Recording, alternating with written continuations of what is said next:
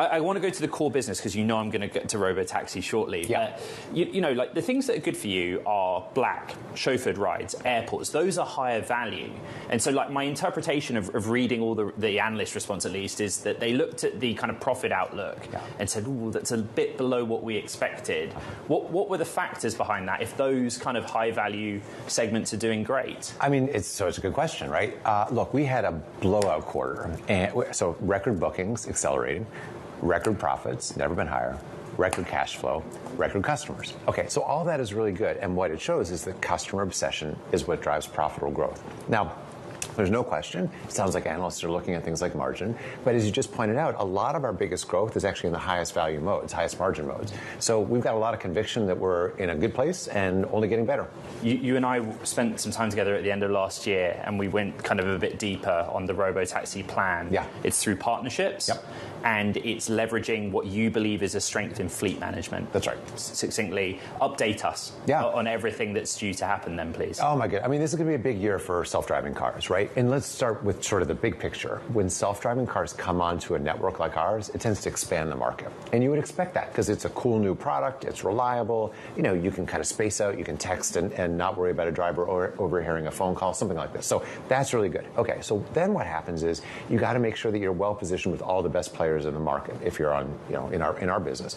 We've got Waymo partnership, as you know. We've got a Baidu partnership that we've just announced is going to be live in London later this year.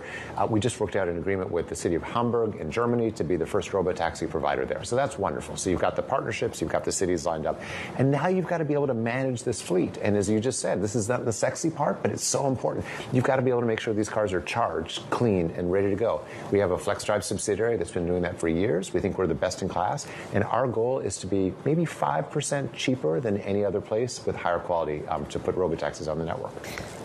Cheaper. That doesn't immediately make me think profit driving, David, in that way. And so, like, talk about your targets. You've got this 1 billion EBITDA by 2027, and Bloomberg Intelligence are worrying that looks pretty ambitious at this stage. Well, so when I say cheaper, I mean the lowest cost way, right? And that's the thing is I want our cost position to be really good.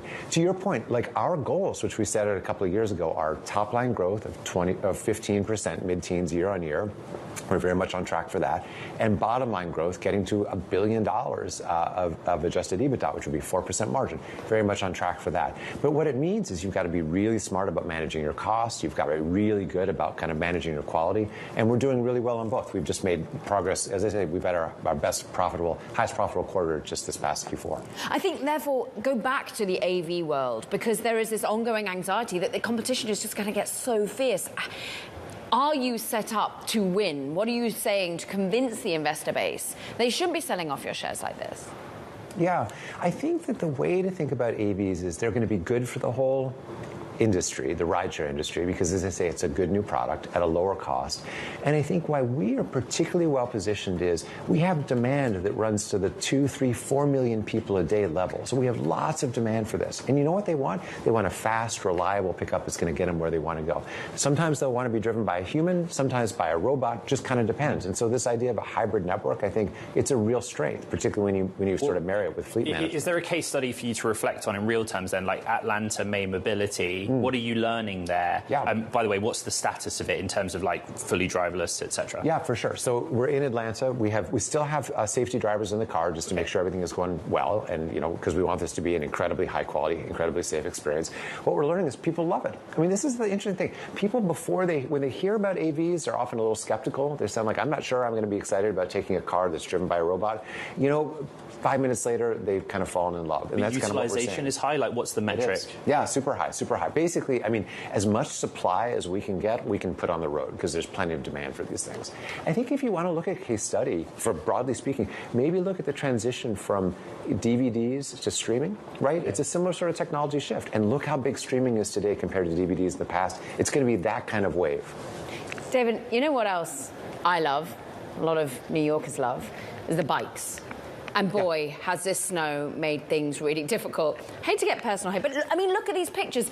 I am really struggling to get my bike out. I'm really struggling to get it back in. How much of a hit is this to having to refund customers? How much are you thinking about what the city and you can work together with to make this a really costly business for you in these sorts of temperatures?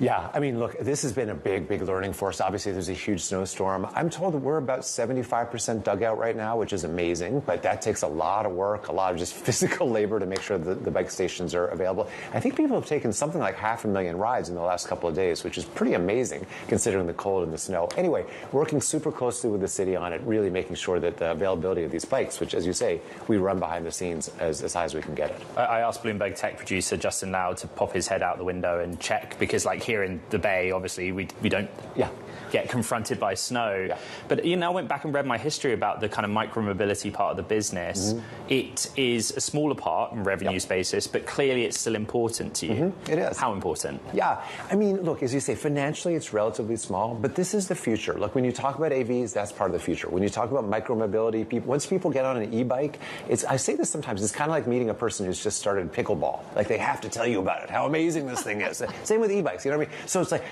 this is, sometimes you can see the future. And if you look out 3, 5, 10 years, you're going to see more people on e-bikes, you're going to see more people in self-driving cars. And, and of course, you're also going to see people in human-driven cars, and that's what we're building.